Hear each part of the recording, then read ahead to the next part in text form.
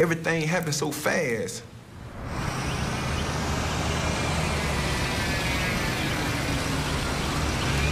Deputy, she called classification like, man, we got a juvenile down here, and he just been sentenced to life. So what they did was they grabbed me out the juvenile part and put me in confinement. And they were like, you can't come out of confinement because due to your sentence. And so it still hadn't registered in me that I got a life sentence, because I'm like, man, I couldn't believe that. I'm like, nah, this can't be true.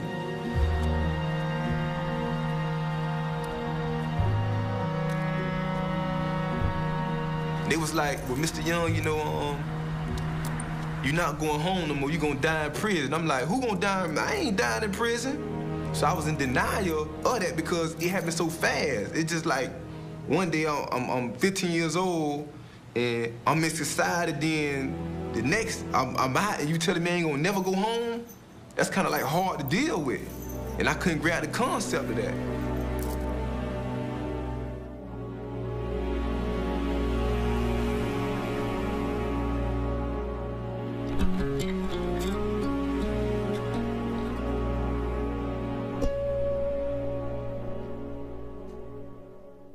Kenneth Young, he was 14 and 15 years old when he's charged with 4 life without parole sentences here in Florida.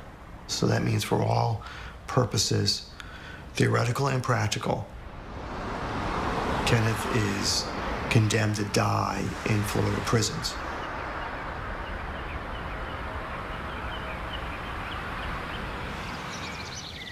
So we have been working on this case since 2006, 2007. He had exhausted all of his appeals. He exhausted all of his post-conviction motions. That was it. There was nothing more for Kenneth.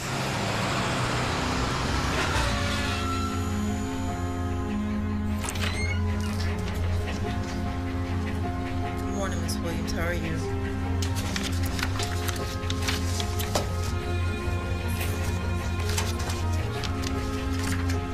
And then the U.S. Supreme Court comes up with this decision, Granby, Granby, Florida, that says kids are different. They wanted to continue into the motion just because we didn't. You have to give them a second chance. You have to give a second look. Let's see what this individual became as an adult. And let's then decide what a fair sentence is under our Constitution.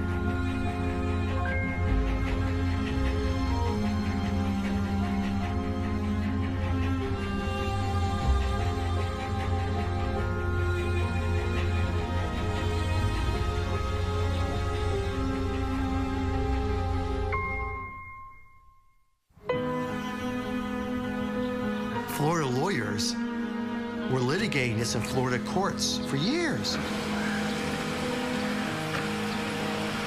saying that it violates the Constitution. And the Florida judges uniformly denied it.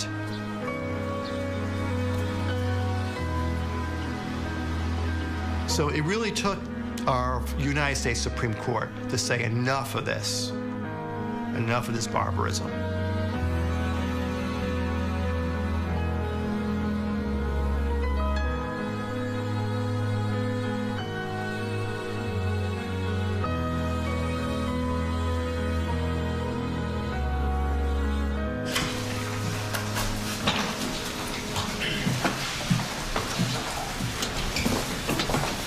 Good afternoon. We're here on the case of Kenneth Young. He's here for a resentencing. I'm ready to hear from both counsel. What I want to say is kids are different, but Kenneth is exceptional in that difference. So in order for Kenneth to be released now. We are here today seeking a second chance for Kenneth Young. Kenneth was 14 years old at the time of the first offense, and all 4 offenses occurred within a 30-day time period. What the state must do is give defendants like Graham some meaningful opportunity to obtain release based on demonstrated maturity and rehabilitation. We're going to show today that Kenneth Young has demonstrated maturity and rehabilitation. And that is what the heart of this resentencing is all about.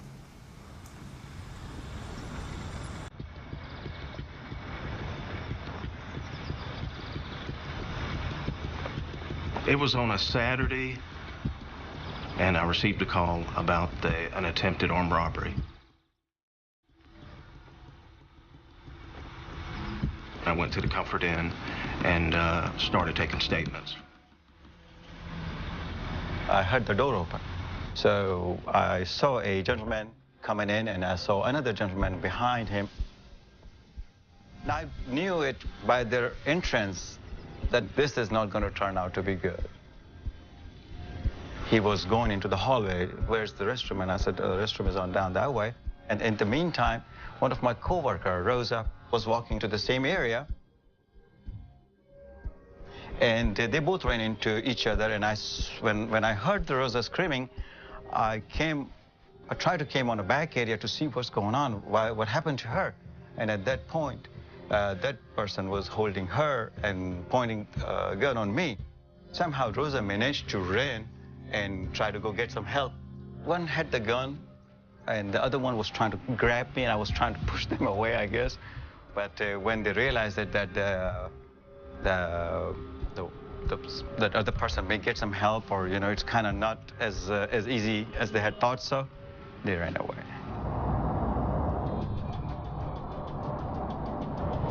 Young and Bethea, they were spotted by Deputy Sims.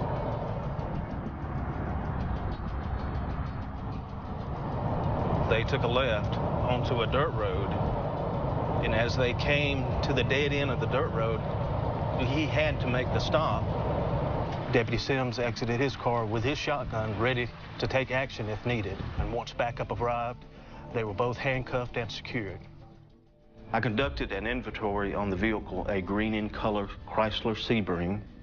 I recovered the following items as evidence: a .38 Colt special revolver with 6 unfired Winchester bullets still in the gun, $472, some necklaces, and also recovered from the vehicle was a VCR recorder. I could see that there was a VHS tape still inside.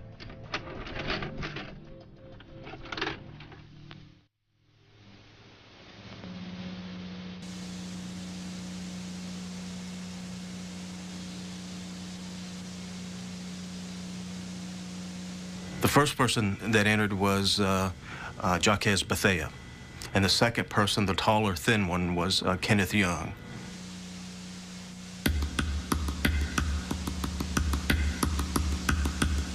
I was very concerned. I didn't know what had happened. I didn't know if something happened to the clerk. It may have been a homicide.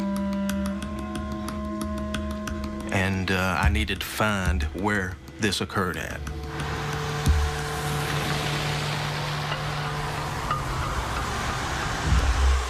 We had a series of robberies in the Tampa Bay region.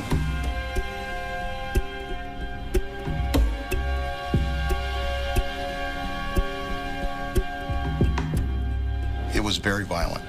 Over the counter, very vocal, in your face, guns to the head, putting people down on the ground. Our victims told us in all of these robberies that the most vocal one was Bethea. He was the older of the two.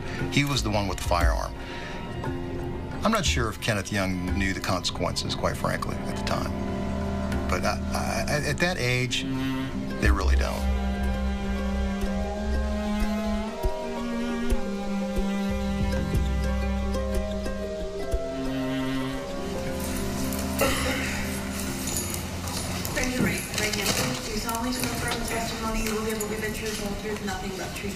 Yes, ma'am. All right, sir. Good afternoon. Please give us your name, sir. Good afternoon. Kenneth Young. First and foremost, Your Honor, I want to take the time out and say I take full responsibility for my actions and my role in these crimes. I have lived with regret every day as a civilized human being for these crimes. I have been incarcerated for 11 years, and I have taken advantage of every opportunity available for me in prison to better myself. I have been a model prisoner while being incarcerated. I have been in educational programs. I have taken care of elderly inmates. I have worked with mental inmates. Also, I have learned that the condition of your mind creates the condition of your ways. So I strive every day for good standards. I am no longer the same person I used to be. I have people who believe in me, and most of all, family who supports me. 1 Corinthians chapter 33, verse 11 say, when I was a child, I thought I was a child, but when I became a man, I put away all childish things. I want to turn around and apologize to my victim for what I did. I take full responsibility, and I apologize for that. Thank you, Your Honor. Look, Kenneth Young, he was with Jacques Bethia, a 24-year-old. They go to separate trials. Kenneth receives 4 consecutive, one after another, life sentences. Whereas Bethia, he received 1 concurrent life sentence. So he received less of a penalty than Kenneth. And we find that around the country, that these juveniles many times are being punished much harsher than adults. It's heartbreaking to me the way we've gotten comfortable demonizing children, mostly kids of color. We don't feel in any way socially constrained or morally constrained. Talk to the cameras. Brian Stevenson, Director of Equal Justice Initiative, and we don't think there's any dispute that to say to any child of 13 that you're only fit to die in prison is cruel. And we believe that the Constitution prohibits that kind of punishment and that this court should enforce that in this case. What about the argument? You know, my work with young people in prison and adult prison really began representing people on death row. The United States permitted the death penalty for juveniles until 2005. When we finally persuaded the Supreme Court to ban the death penalty for children, I was clear that that would not be, life imprisonment without parole would still not be a just outcome for many of these kids. And even after these Supreme Court decisions, we're finding lower trial court judges and in some state courts that are very hostile to these children. We had these people saying, oh, these kids aren't really kids, they're super predators. These kids aren't really like other children, they're criminals. And so we have to keep pushing that, fighting that. And please, if you tell me, sir, from the testimony, you will give me the truth and the whole truth, nothing but truth, nothing else. Yes, I do. Now, based on your evaluations, what is the psychological significance that Kenneth was only 14 and 15 years old at the time of the offenses? Juveniles are different, one, in terms of their susceptibility to persuasion and their ability to be led by others. Second way they're different. Adolescents take less of a concern and are less able to understand others' perspectives. They're more self-focused. And many people who have adolescents kind of realize that during their teenage years. What is the significance of Kenneth Young's sister and mother and aunt maintaining regular contact with Kenneth while in prison? One of the risk factors for reoffending is this kind of emotional detachment. You can't sympathize or empathize with people, so who cares? Why not offend against them? Did you find any emotional detachment with Kenneth Young? I didn't find that.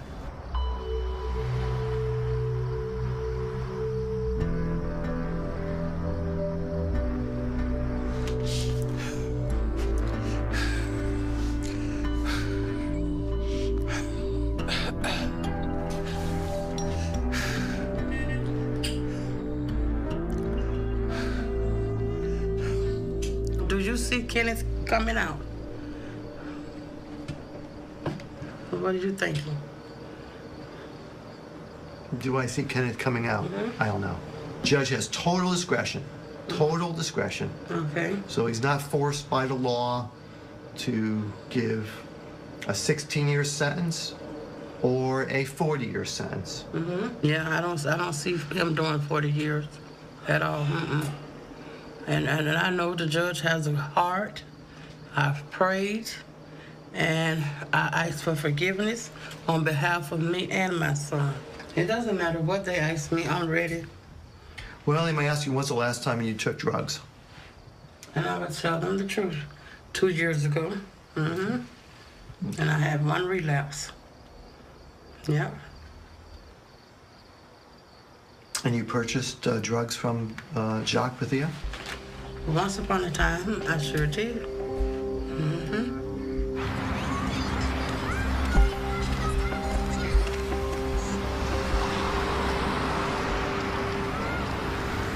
I stayed in like a low-income area.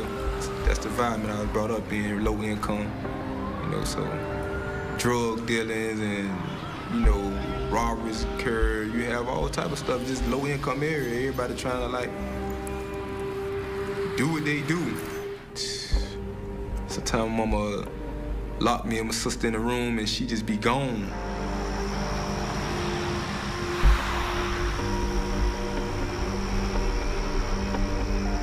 I'd be on my bicycle and I already know like 9 times out of 10 where she'll be at, getting high, because in my neighborhood, you have like certain apartments, certain houses that people go to get high. And I get on my bicycle and I try to pull her from around there, tell her come home, take a shower, eat, stuff like that, you know.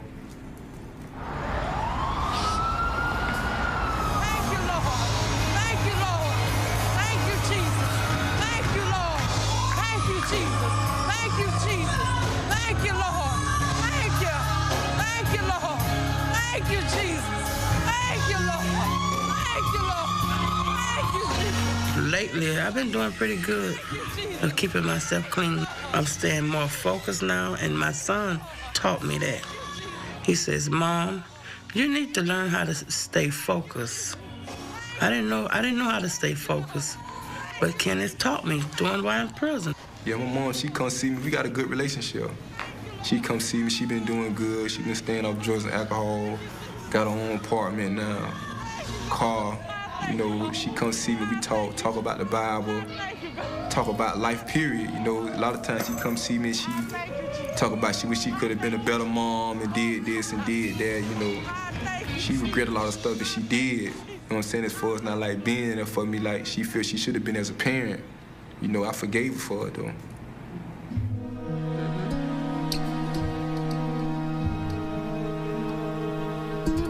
I believe that every person are more than their worst act. Somebody tells a lie, they're not just a liar.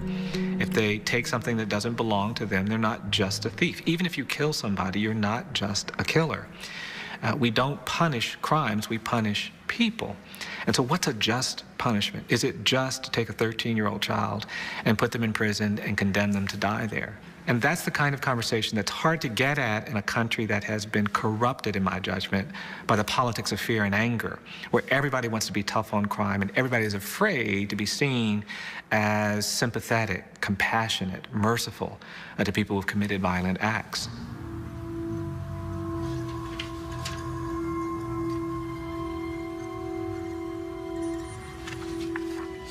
The state's trying to retry the case. We don't want to retry the case. They're going to have how many witnesses? 2 police officers and 2 victims. So that's 4 plus a letter they're going to read. So, and all that's all going to be Kenneth willingly participated in these crimes.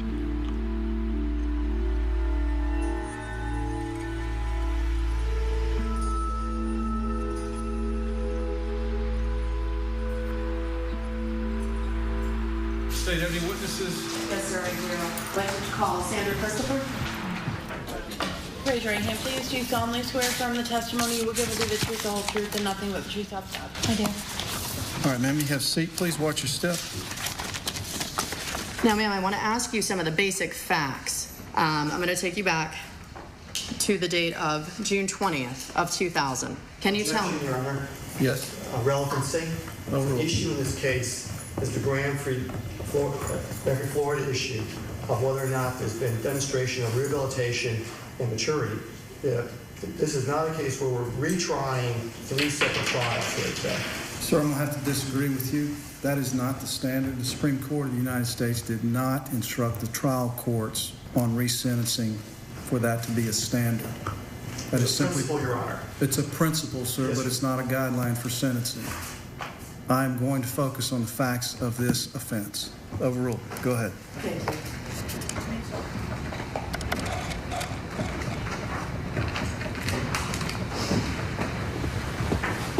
And Ms. Christopher, that's a picture of the gun that was pointed at your head? Looks like a similar one, yes.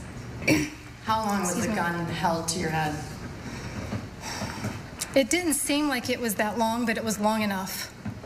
Now, are the assailants saying anything to you? Oh, yeah. They are wanting to know where the safe is, where's the money. You need to tell us, otherwise, you know, some explicatives, you know, your butt, the whole thing. Tell us what they said, ma'am. Really? I want to hear word for word.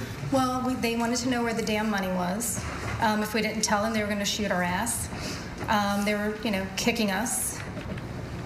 One of them actually put the gun on my head. I had a bruise for days. I had photos of it I can't find. Ma'am, what are you thinking at the point that you have this gun to your head? God and I are good. Well, I went through a checklist that fast. God and I are good. So, you know, when they say your life flashes before your eyes, it does. As much as I know that he wants to be released, I'm not ready to have him walking around where I live. And I'm not moving. Good afternoon, Ms. Christopher.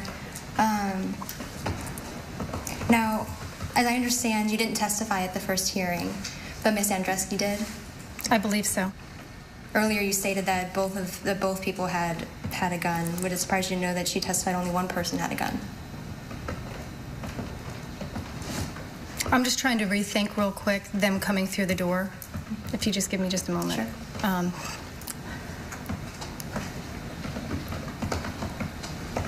And actually, no, that wouldn't surprise me.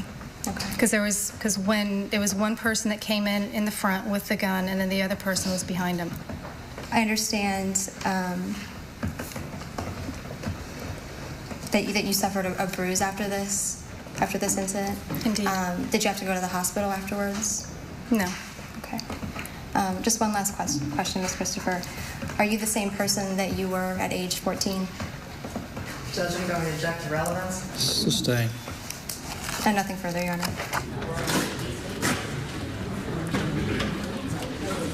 Kenneth was always lumped into the same type of person that Bethia was. That he played just as much of a role, that he was just as much of a leader, that it was just as much his idea as it was Bethia's. And I just don't think that was the case, you know? I mean, you have a 24-year-old hanging out with a 14-year-old, and, you know, he owned the gun, he owned the car, he had an extensive criminal history before this, and so I wanted to make sure it's very clear that their roles were different.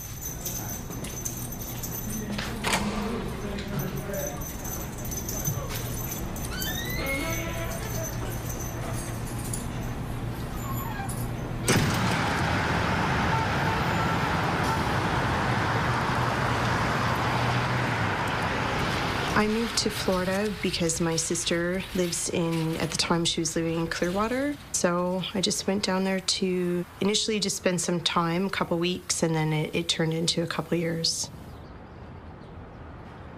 So it was the year, it would have been 2000 when all this shenanigans happened.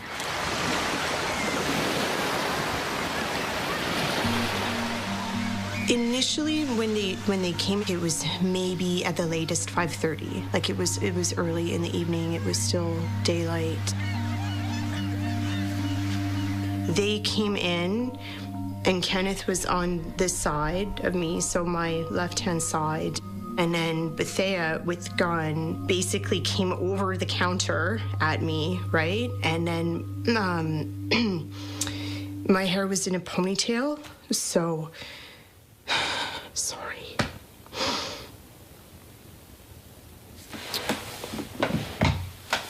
He grabbed me by the back of my hair and stuck the gun to my head.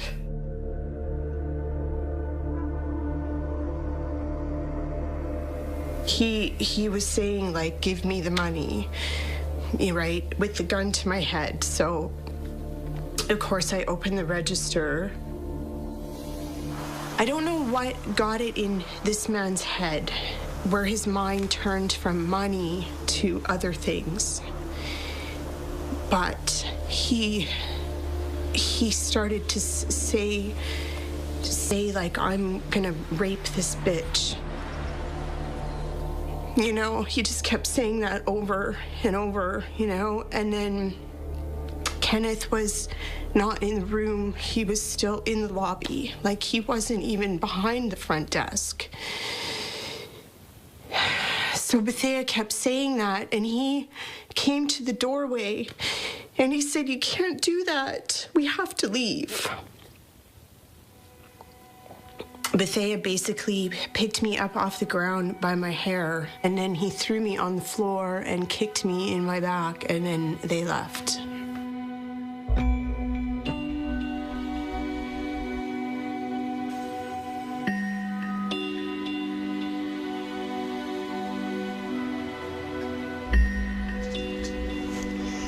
All right. This is Ken. He always been a little clown. And this is Ken here as a baby. Now this is Ken, one of my favorite pictures. They danced the night away, him and Kat, at my father's birthday party. Cause he could dance, he can dance. And I guess he get that from me. I thank God today for not killing myself. Because I want to give up, I did. And it hurts me so bad.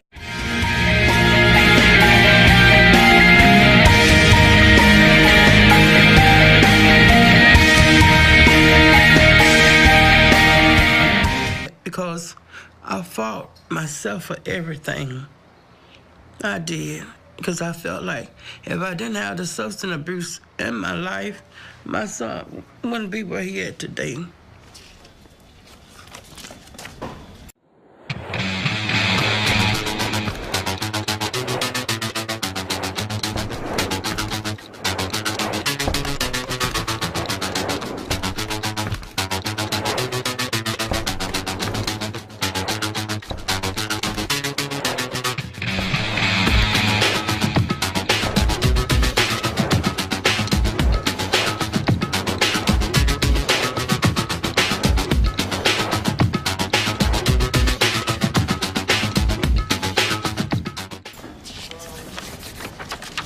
Sir, today, is it your testimony that you were forced to commit these armed robberies back in 2000 because Jack Bethea had threatened your mother's life for your mother supposedly stealing some dope from Bethea? Absolutely, ma'am. You spoke to law enforcement back in the year 2000 after you were arrested, correct? Yes, ma'am. And you also spoke to members with the Department of Juvenile Justice before you were sentenced after your first trial, correct? Yes, ma'am. When you were being interviewed by the Department of Juvenile Justice, they were trying to find out what you'd been through, what happened, so they could make some type of sentencing recommendation to the court, correct? I don't know what the job was. All I know, they came to interview me. I was young then when they came to see me. So this is the first time you are saying that you could have ever told anybody about the fact that your mother was being threatened by the older co-defendant, and that's why you had to commit these armed robberies? No, I told that to my public defender. And when I came back in Hillsborough County about the story of what happened. Her name was April Hughes. April Hughes told me she do not want to hear that. She was concerned about the charges, what's in front of her. That's what she told me. She never brought it up in court. I never testified in court. I never testified through my trials. I always remained silent.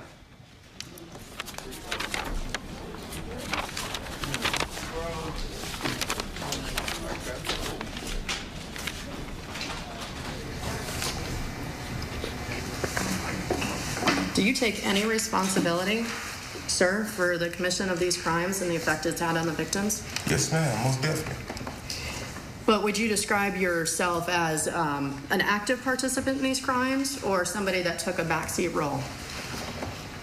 I take full responsibility for my role in these crimes, and I live remorse and regret for what I did to the victims. But it's your testimony that the only reason that you ever committed these crimes is because you were threatened and your family's life was threatened by the co-defendant, Bethea. Exactly. Judge, I don't have any other questions at this time. All right, counsel, do you have any questions? No questions, Your Honor. All right, thank you, sir. You can Thank you, sir, Your Honor.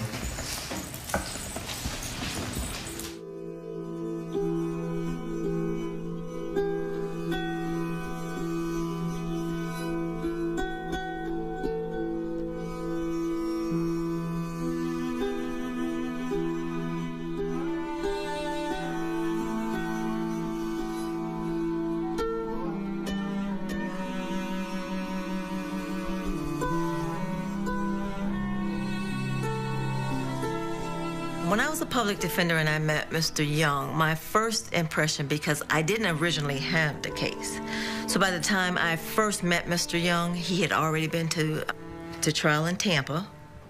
I can tell you that my conversation with the state attorney's office, from their perspective, if we had gotten the case first, they were going to use, if possible, Kenneth against this other gentleman, because they thought that due to the age disparity, that maybe this guy did have a lot of influence over Kenneth's actions. But unfortunately, we did not get Kenneth first. The other counties got him first. And so the damage was already done as it relates to the sentencing.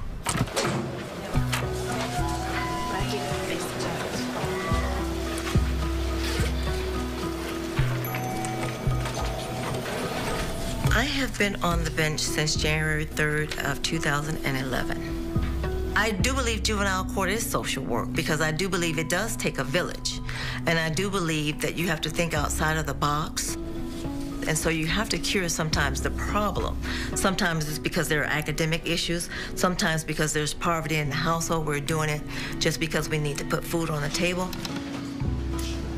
Mr. Perry. Right here, Mr. Perry. Come over here so I can see you. Right there. How are you doing this morning, Mr. Perry? How are you doing this morning?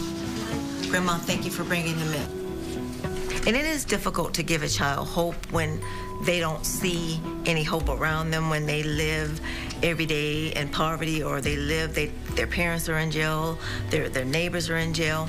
But what I try to get them to see is, look at me. There's nothing special about me. I'm living my dream. I grew up on the south side of town. You know, my grandparents took care of me. My parents were young when they had me. And so what I try to get them to do is to remember, we don't get to choose our family members, but we can choose the actions that we take. The cycle can be broken. Why not breaking the cycle with you? If you are sympathetic to the people who are victims of crime, as I am, then there's no population more deserving of our help than the kids who have been sentenced to die in prison for crimes they've committed. If I look at that population, they'll be some of the most victimized people in our society. These are the kids who've suffered physical abuse and sexual abuse and neglect and torture and mistreatment and poverty and malnourishment and all kinds of mental health problems with no help and medical problems with no help. And no one's done anything. That's the population that we're talking about. And if we respond to them in that way, then I think we come up with very different solutions than life imprisonment without parole. Why is it significant that Mr. Young has only one disciplinary report in his time in prison? I had a hard time believing it. At the time Mr. Young went into the prison system, he was what's referred to by both staff on the compound and other inmates as a jitterbug. They come into the prison system and they feel intimidated by the older inmates, and they feel they have to prove themselves at every turn. I think the first thing I asked him was, how did you make it 11 years with virtually no discipline? And he said that by just continually asking for programs and chances. Nobody's handed him a thing. Because of the length of his sentence, they won't give him a GED program. They won't give him any education because they feel it's a waste. Why should you waste this educational effort on someone who's going to be in prison the rest of their life? So he did it on his own. We'll take a 5-minute break. We'll start back at 3:15, please.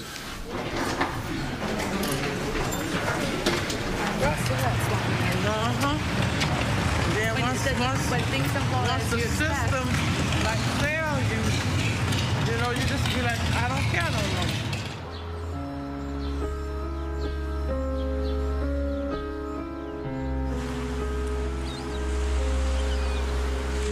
more. We were the leader in lynchings in the United States per population in Florida. And so in the juvenile system, when we see that it's not a coincidence or an accident that the vast majority of these kids who received life without parole sentences were African-American kids.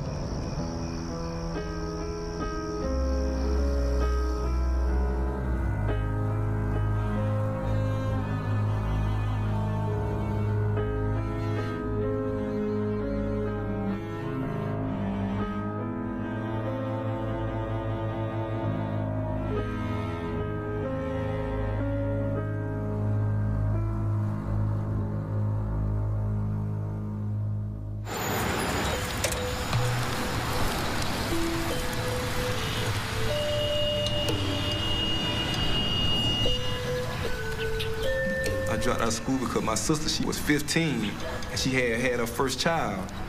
And, you know, she was trying to work and stuff like that, so I'd stay home and take care of my little niece till she come home from work and things like that. So, you know, it was just basically like me and my sister. I'm 11, she 15, got a kid. Our mama ain't there, you know, so.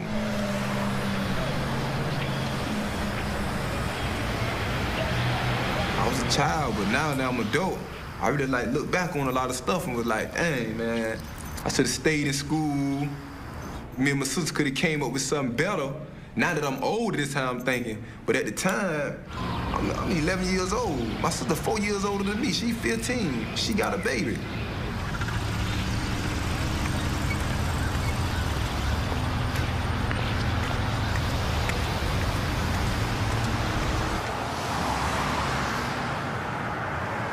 I did write to Kenneth probably 2 or 3 years after the incident. By that point, I would have known how young he was at the time and learned a little bit about how his life had been. And I wanted him to know who I was. Like, I sent photos of myself as well.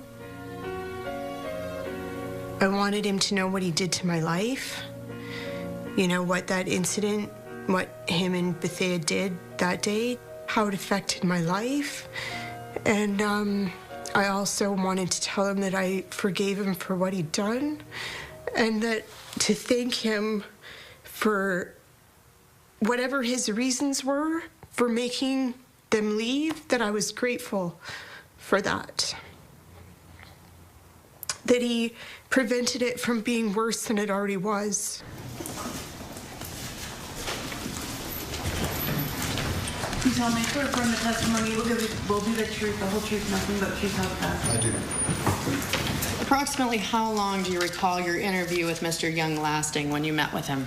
It was a fairly extensive interview going through the process. I'd say at least an hour. He said he was approached by Mr. Bethea because he needed to make money. His mom was a single mom. He needed to provide her with some money when he could, so he agreed to do that. Did Mr. Young say what his role was in that robbery? Oh, his role was, again, as he stated earlier, that he just went in to see if there was a check for cameras, as he put it, to see if there's any surveillance equipment in there.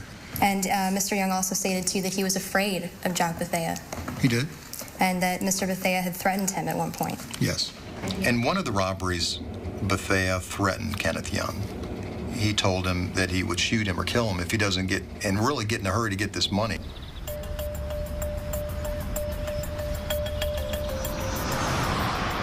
When you see a young man like a Kenneth Young who has problems, I mean, these are a lot of things that we see. The Pinellas County Sheriff's Office receives about 10,000 reports of neglect and abandonment and abuse of children on an annual basis.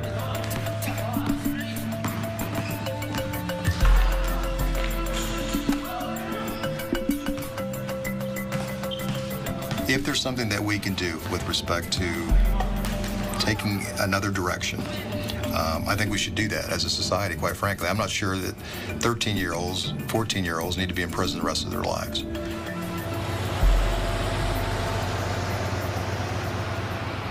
Call your next witness, please.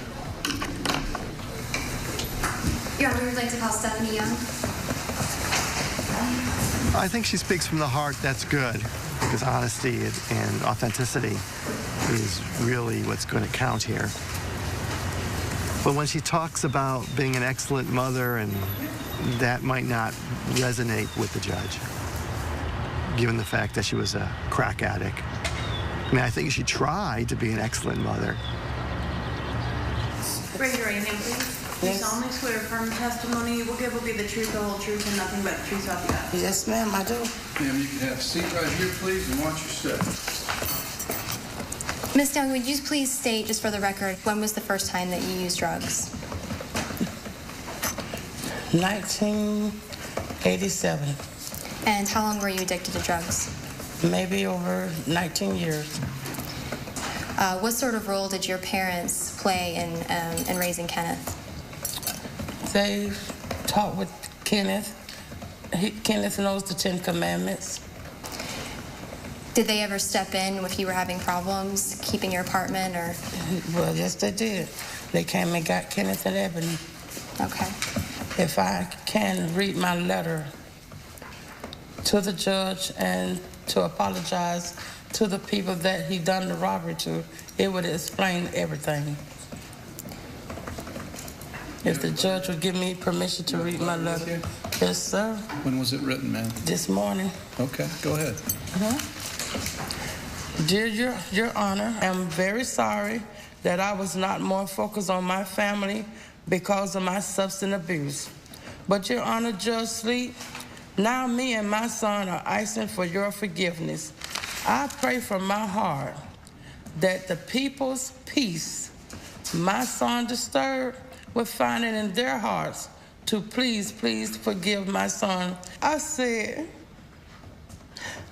because if I knew what I know now, I would never have been in the substance abuse. Please, Your Honor, help me put my family back together. Please forgive me. I know as a mother, my son will never come back through your system again. I know he won't come back through your system. Good afternoon, ma'am. Good afternoon. Ma'am, you talked about having some addiction problems, and I understand that. However, you still knew the difference between right and wrong. Yes? Yes, I did. Now, ma'am, you spoke with Dr. Otto. You heard him testify earlier, correct? Yes, I did. And you'd also agree with me that you spoke to Dr. Otto about whether or not you had left Kenneth home for up to a week at a time by himself. Do you remember having that conversation with Dr. Otto? He was not by himself. He was with his sister or a family member. So that would be false if your son reported that to Dr. Otto.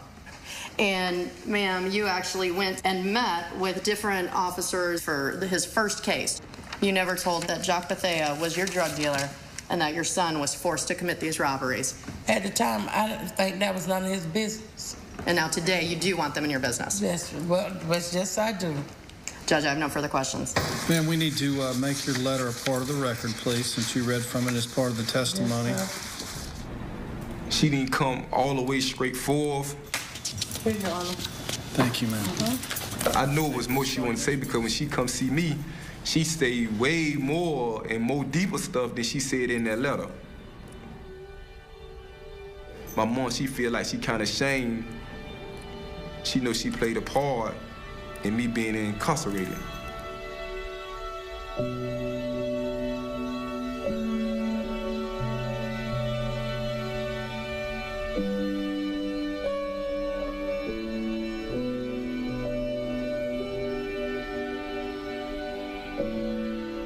There are some things I did forget, but I regret that I wasn't honest to let him know, yes, being on drugs and things, I have left Kenneth in the house by himself.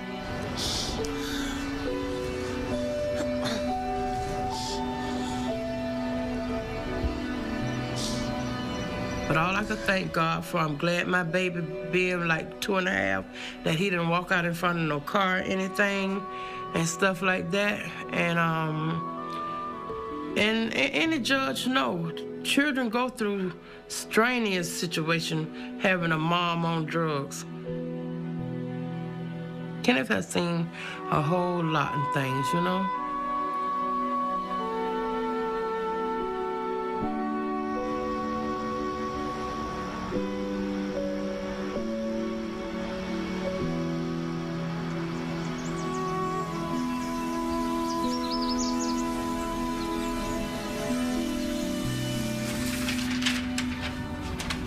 There's no point of keeping him in prison.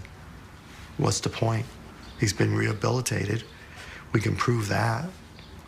He's only had one infraction called a disciplinary report in 11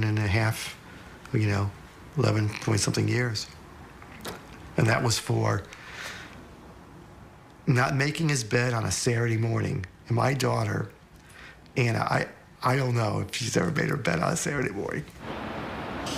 Thank you, seats, come to order. Court's back in session.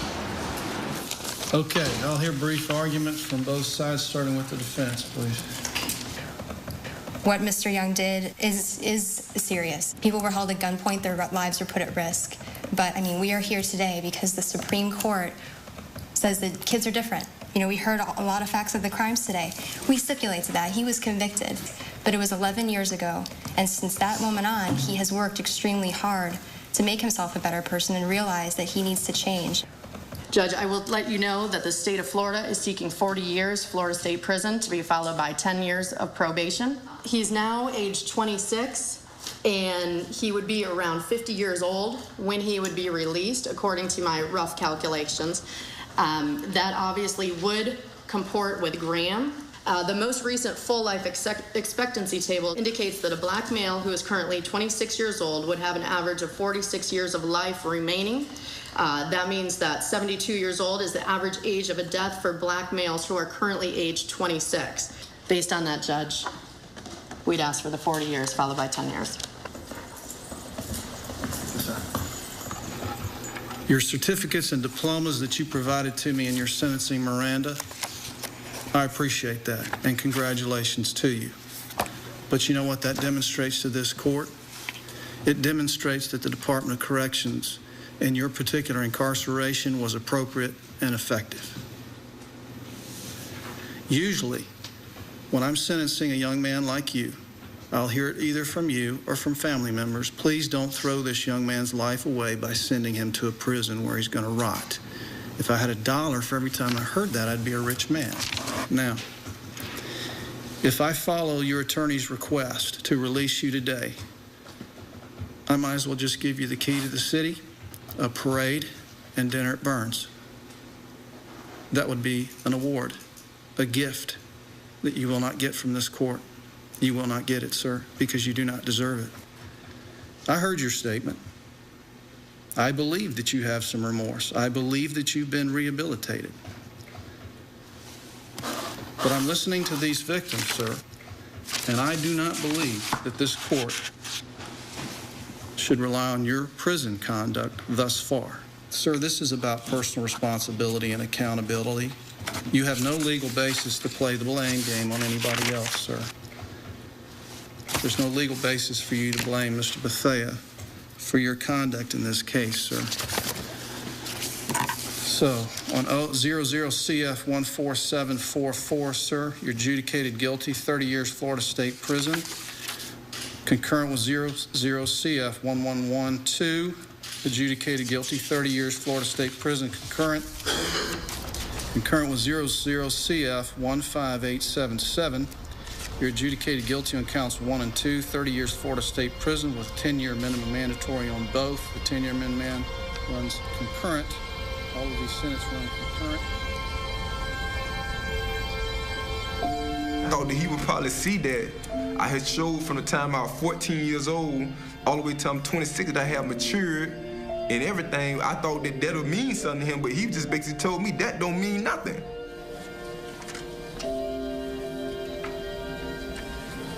And I was every institution I went to, they were like the hardest institutions in Florida.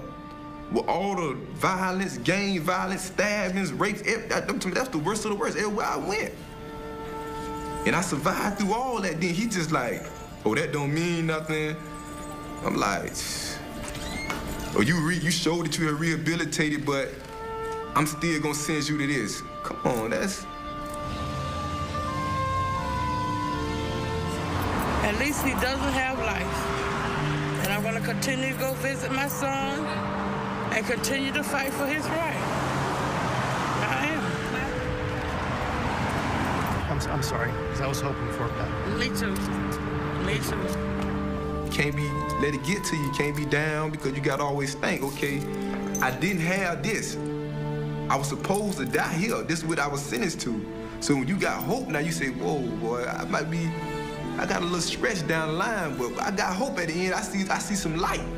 You know, now you got to take that light that you see and make that light brighter by continue to fight with your case.